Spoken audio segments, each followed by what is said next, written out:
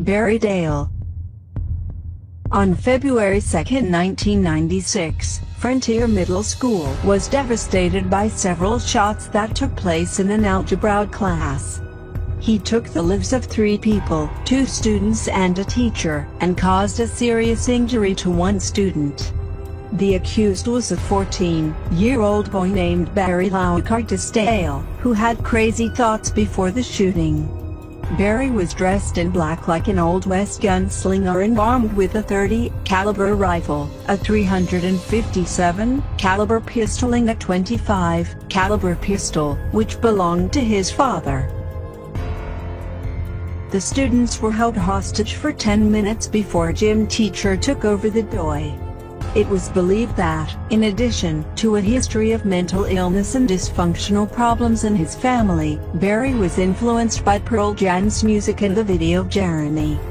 The video shows a troubled young man who commits suicide in front of his classmates and teacher. It was also reported that he said, "This algebra is right, isn't it?" when he saw his colleagues in a panic. This is a quote from a Stephen King novel in which the protagonist kills 2 teachers and holds them hostage in algebra class. Barry is serving 2 life sentences, with an additional 205 years in prison. Craig Price.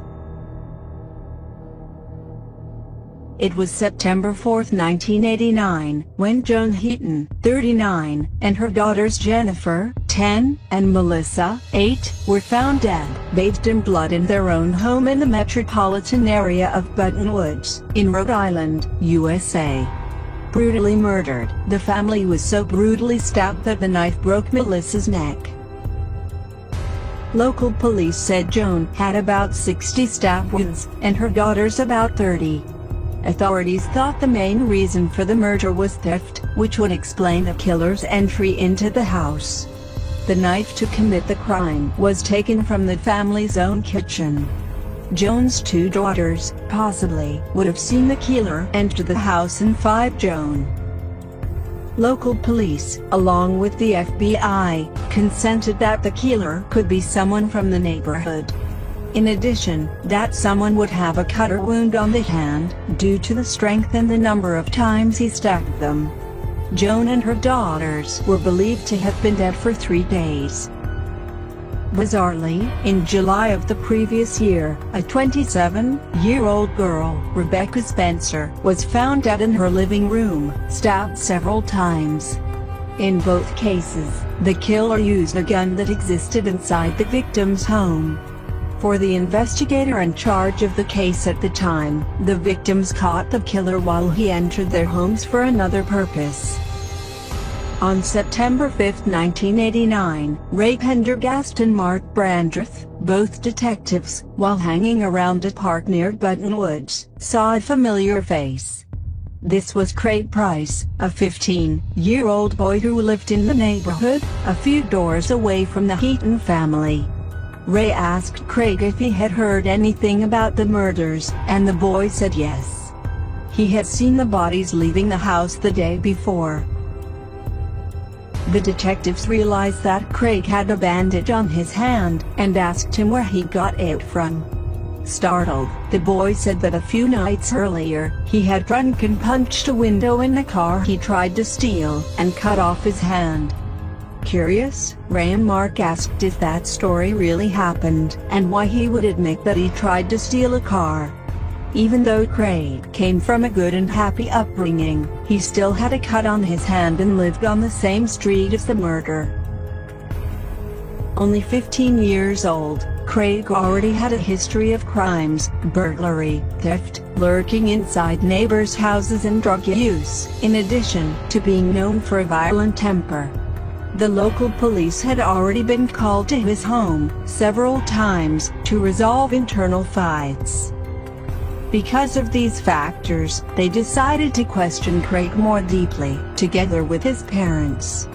At the police station, the police asked again about the cut in his hand, and Craig told the same story he had told before.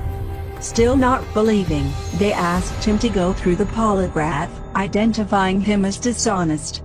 However, this test alone would not prove enough. Craig's friends and acquaintances said he was part of a gang that broke into houses, and that he had boasted about killing Rebecca Spencer the year before. Investigators quickly obtained a search warrant from his home. On September 17th, in the morning, the detectives went to Craig's house. In a shed behind his house, they found several incriminating evidence. A bag with several bloody knives, from the Heaton family, bloody clothes, gloves and other objects. Without further doubt, Craig was arrested for the murder of Joan, Jennifer and Melissa. Strangely, he didn't despair. At the police station, Craig confessed to the murders of the Heaton family, describing them in detail, despite sometimes altering the story. With all the reports, his father ran out of the interrogation, vomited and was unable to return. His mother remained horrified at his side. Despite the brutality of the crimes, Craig never faced a trial or served a prison sentence because he confessed to the crime just weeks before turning 16. Under Rhode Island law, courts should refer him to a juvenile institution until he turns 21, and after that he would be a free man with a clean record. Even though he could not be tried, the young man went through a hearing before being sent to the institution. On September 21, 1989, Craig appeared before Judge Carmen R. DiPetrillo, being found guilty of murder and theft charge. Eric Smith was born on January 22, 1980, in New York. He was a lonely boy and suffered from other boys' teasing because of his ears, thick glasses, freckles and red hair. At the age of 13, on August 2, 1993, disturbed, he attracted Eric Roby, just 4 years old, to a local park, where he strangled him and threw huge stones at his head. Not happy, Eric undressed the boy and raped him with a branch from a nearby tree. Roby couldn't take it and died soon after. The cause of his death was head trauma, associated with suffocation. Eric admitted, 2 days after Roby's funeral, that he had killed the little boy. Eric was unanimously convicted of his second-degree murder, with a maximum sentence, available for juvenile killers at the time, minimum 9 years to life in prison. His parents found his guilty verdict unfair because they were convinced that Eric was ill. Despite the relief of Roby's family, made up of his father, mother and 12-year-old brother, Dalton Roby, nothing would ease his grief at the loss, remembering his little angel every time. In the summer of the same year that he committed the homicide in 1993, Eric participated in a recreation program held 1 block from Roby's home, which also participated in part of the program. On August 2, 1993, Roby's mother was unable to accompany him to the program, making the boy, for the first time, alone. It was the cue for Eric to lure the boy, who was alone, to the park. Eric said, in his statements, that he liked it, and he liked it so much, and that he didn't want it to end. According to the investigator, Eric was happy, cheerful and really liked to tell what had happened. At first, he denied it, but suddenly his story abruptly changed. Across the street, in the open. That's when I saw Derek, describing the clothes and lunchbox Derek carried. George Sidney. In July 1944, the boy was found guilty of murdering 2 girls, one 11 and the other 8, at the time the youngest conviction in history. They were strolling by a pond when George captured them both and beat them to death, after which he buried the bodies in a badly made hole. The police discovered the whole fact, arrested the boy, and the court sentenced him to the electric chair. Jasmine Richardson. At the time of just 12 years old, he killed his father, mother and 8-year-old brother. She performed this atrocity with her boyfriend, 23-year-old Jeremy Steinke. The girl was sentenced to a maximum sentence of 10 years in 2007, later transferred to a psychiatric hospital for a while, and then the experts involved in the case agreed that the girl had actually repented of the crime. At the time of just 12 years old, he killed his father, mother and 8-year-old brother. The reason was that his parents did not approve of their dating. In addition, his parents found out that the boyfriend channel had an account on a website for devilish cults. Jasmine then performed this atrocity with her boyfriend, 23-year-old Jeremy Steinke. The girl was sentenced to a maximum sentence of 10 years in 2007, later transferred to a psychiatric hospital for a while, and then the experts involved in the case agreed that the girl had actually repented of the crime. Jesse Pomeroy. This is one of the first known cases of children murdered. In 1872, at the age of 12, Jesse attacked 4 boys between the ages of 7 and 12 with sadistic refinements in Charlestown, Massachusetts, USA. Pomeroy whipped, gagged, beat, and cut the victims with a knife. In prison, he was sentenced to 6 years in a Massachusetts reformatory. Pomeroy was behind bars for just a year and 5 months due to good behavior. After being released at the age of 14, he tortured and brutally murdered 2 girls, 10 and 4 years old. This time, he was sentenced to the death penalty. The Massachusetts governor, however, declined to sign the sentence because of the boy's age, making the sentence a life sentence. The boy occupied the prison library, where he learned 6 languages and studied the U.S. judicial system, still trying to appeal to get out of there. According to a report published in the Globe, Pomeroy lost an eye after trying to destroy one side of his cell. It is believed that he tried to escape from prison between 10 and 12 times. After 38 years in prison, 3 psychiatrists rated Pomeroy as being in a good state of consciousness, but still unrepentant. According to the report, he was highly selfish and predisposed to rule the local authorities. Pomeroy ended up dying at Bridgewater Hospital for Mentally Ill Criminals, where he was transferred in 1929, aged about 70, due to health complications. Morgan Geyser Ennis Aware. On the night of May 30, 2014, in the city of Waukesha, in the state of Wisconsin, USA, the little girl Morgan Geyser celebrated her 12th birthday with the presence of her friends Ennis Aware and Peyton Altnair, both also 12. 2 guests spent the night at the house. The next morning, the 3 of them went to play in the woods. There, through the trees, Morgan stabbed Peyton 19 times with a knife from his home kitchen. After the attack, Ennis and Morgan ran away, abandoning the victim. Although Morgan was the author of the stab wounds, she and Ennis engineered the crime together, months before. Dragging himself, Peyton managed, miraculously, to reach the side of the road, where he was rescued by a cyclist, who was hiking nearby. Morgan and Ennis were detained a few hours later, while walking along I-94 road to the Nicolet Forest, in Wisconsin, where they believed the motivator of their crime to live.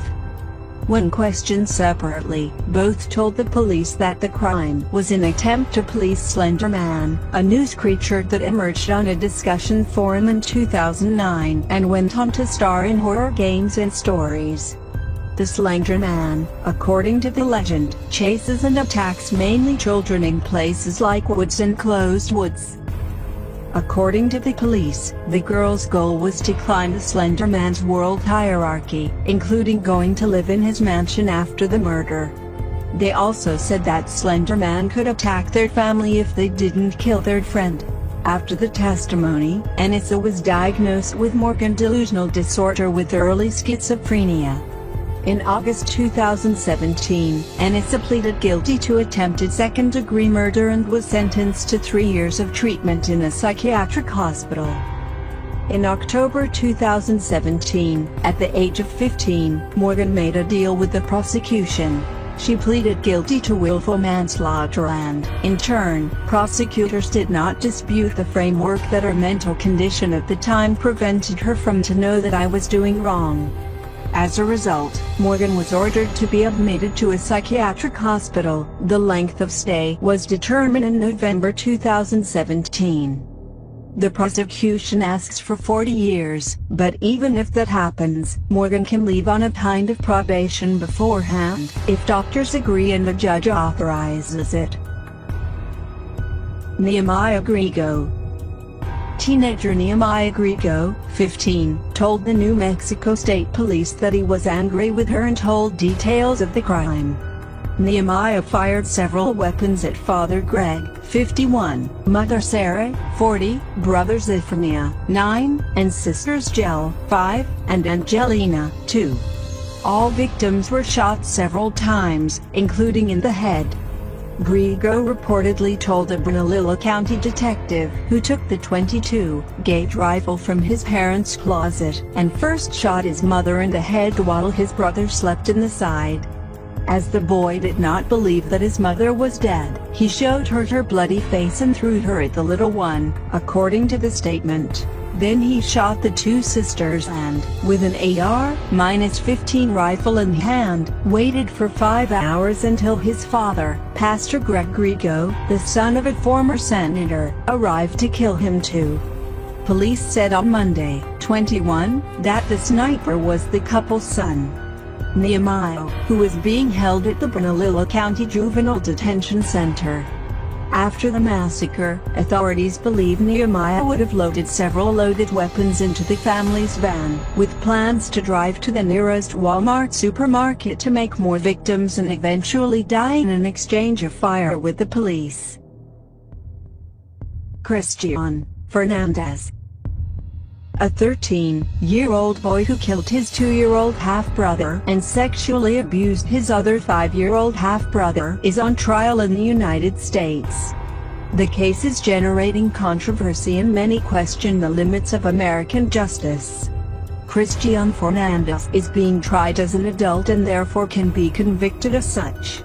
Life imprisonment without the possibility of parole is one of the possible scenarios for the 13-year-old murderer.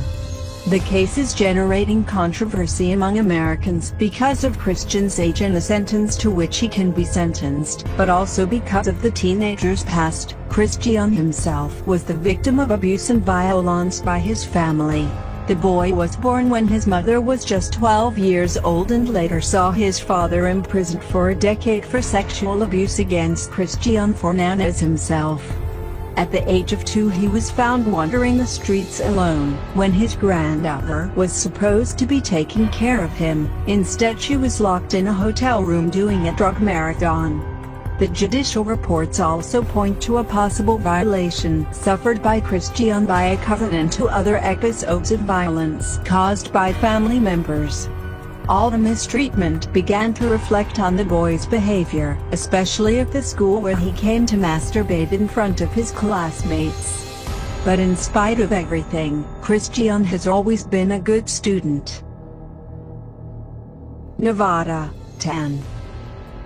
This case happened in the city of Sasebo in Japan. A girl named Natsume Tsuji of only 11 years old, killed her friend Satomi Midare of 12 years. Both were classmates at school. She killed when the room was empty at lunchtime. She cut her friend's arms and throat. To police, the girl Natsume Tsuji who killed her friend, because her friend had defamed her on the internet.